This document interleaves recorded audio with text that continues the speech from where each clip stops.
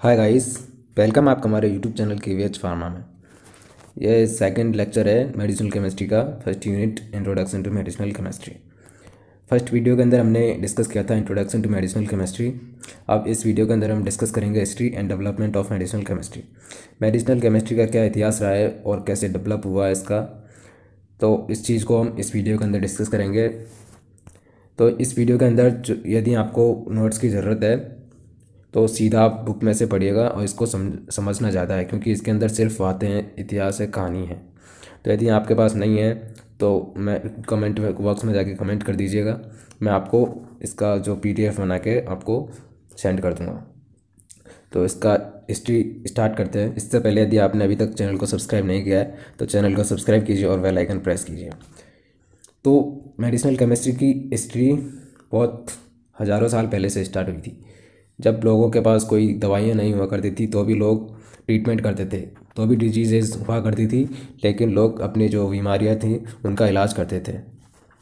कोई पेड़ों के बहुत सारे पेड़ थे, थेरेपेटिक प्लांट्स, उनमें से कुछ जो उसका स्पेसिफिक पार्ट को यूज करते थे, उसको खा के या फिर उसको अप्लाई करके कैसे भी करके, लेकिन वो डिजीज़ का ट्रीटमेंट कर लेते थे।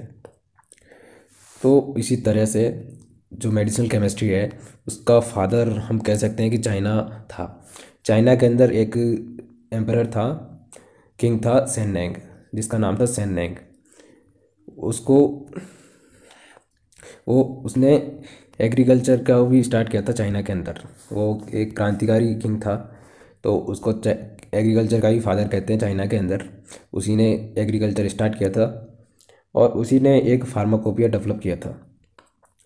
फार्माकोपिया बनाया था एक, जिसके अंदर उसने कुछ डिजीज़ थी, तो उसके अंदर कौन कौन से जो प्लांट के पार्ट हैं या फिर जो ड्रग्स हैं उनको यूज करते थे, तो वो उसके अंदर उसने डिस्क्राइब किया था।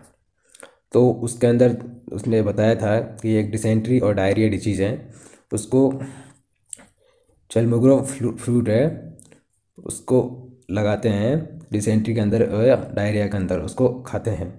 डिसेंट्री या डायरिया क्या होता है? डिसेंट्री जो डायरिया है वही होता है जिसके अंदर इंटेस्टाइन की डिजीज़ है, जिसके अंदर इंटेस्टाइन में इन्फेक्शन होता है और ब्लड आता है, फीसेस के अंदर ब्लड आता है, तो ये डिसेंट्री है।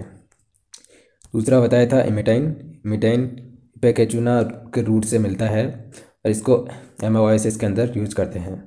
एमेवाइसिस भी एक डिजीज़ है, जो एमेवाइस एक जो माइक्रो ऑर्गेनिज्म है उसकी वजह से होती है। इसका भी जो कैरेक्टर्स हैं वो डायरिया की तरह सेम है, इसके जो सिम्टम है वो डायरिया के जैसे ही होते हैं, बस ये डिजीज़ माइक्रो ऑर्गेनिज्म की वजह से होती है, जिसका नाम होता है एमेवाइस। फिर और भी उस टाइम पे कुछ लोग यूज़ करते थे कोकेन एंड ट्रिप्टामाइन हेलुसिनेशन के लिए। जब लोग काम करके थक जाते थे तो उस टाइम पे कोकेन और ट्रिप्टामाइन यूज़ करते थे, जो हेलुसिनेशन कॉज करते थे। हेलुसिनेशन वैसे सही चीज़ नहीं है। हेलुसिनेशन वो चीज़ होती है जब कोई चीज़ एक्चुअल में नहीं होती है लेकिन फिर भी वो उसको दिखती है, वो फील करता है ऐसा जैसे कि कोई आदमी के सामने कोई चीज़ नहीं है, लेकिन वो जब भी वो उस चीज़ को देख पा रहा है, पॉसिबल नहीं है, या फिर सुन पा रहा है, कोई चीज़ नहीं बोली जा रही है लेकिन वो फिर भी कुछ सुन रहा है, तो वो चीज़ होती है हेलुसिनेशन। फिर आगे चल के 13 से 20th सेंचुरी के अंदर बहुत सारे साइंटिस्ट आए, उन्होंने बहुत सारे काम किए और लगभग जो मेडिसिनल केमिस्ट्री है उसको बहुत आगे तक पहुंचाया। इसके अंदर एक साइंटिस्ट आया था लेवोइसियर। लेवोइसियर ब्राज़ीलियन साइंटिस्ट था, केमिस्ट था, जिसने एक हर्बल फार्माकोपिया जो पहले बनाया गया था उसको मॉडर्न के अंदर बदला और उसने काफ़ी हद तक उसको सुधार किया। और केमिकल एनालिसिस की टेक्निक जो है, केमिकल एनालिसिस की टेक्निक्स थी, यूरोपियन केमिस्ट ने, यूरोपियन साइंटिस्ट थे, उन्होंने केमिकल एनालिसिस को डेवलपमेंट किया और उनके अंदर जो टेक्निक्स थी उनको डेवलप किया। फिर उसके बाद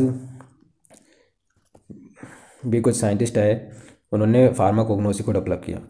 पहले जो ड्रग्स थी जो प्लांट्स लेते थे लोग, तो उसको डेवलपमेंट किया और जो फार्माकोग्नोसी है उसका जो विकास है उसको आगे किया, जिसके अंदर प्लांट और मराइन सोर्सेज, सी वाटर, तो वहाँ से ज़्यादातर जितनी भी पॉसिबल्स हैं उतने एक्टिव इंग्रेडिएंट को निकाला और वहाँ से थेरेपेटिक एजेंट हैं उनको निकाला, जिससे कि ज़्यादा से ज़्यादा जो डिजीज़ हैं उनका ट्रीटमेंट किया जा सके। और मेडिसिनल प्रॉपर्टीज़ वाले प्लांट को ढूंढा, उनकी प्रॉपर्टीज़ को जाना। तो इस तरह से फार्माकोग्नोसी को डेवलप किया। फिर आगे भी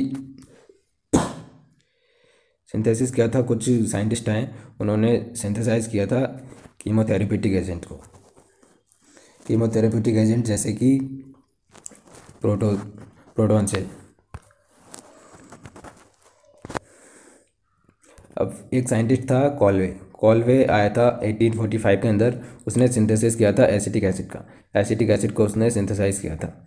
फिर एक आया था वर्थलेट 1856 के अंदर, उसने मीथेन को सिंथेसिस किया था। फिर एक था डोमेक ने कहा था कि प्रोटॉन सेल जो कि कीमोथेरेपेटिक एजेंट है, प्रोटॉन सेल, उसको ग्राम पॉजिटिव जो बैक्टीरियल डिजीज़ है, इन्फेक्शंस है, जो ग्राम पॉजिटिव बैक्टीरिया की वजह से होते हैं, ऐसे इन्फेक्शंस को ट्रीट करता है। जो ह्यूमंस और एनिमल्स के अंदर होते हैं उनको प्रोटॉन सेल कीमोथेरेपेटिक एजेंट उनको ट्रीट कर देता है। तो ये था इसका इतिहास। और बाकी जो था 21st सेंचुरी के अंदर वो आपके सामने है। इसके अंदर बहुत ज़्यादा डेवलपमेंट हुआ है।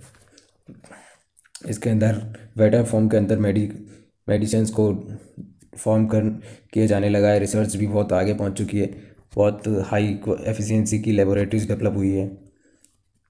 तो यहाँ पे जाके तो एक तरह से बहुत ज़्यादा डेवलपमेंट हो चुका है मेडिसिनल केमिस्ट्री का। तो ये थी history and development of medicinal chemistry. Thanks for watching.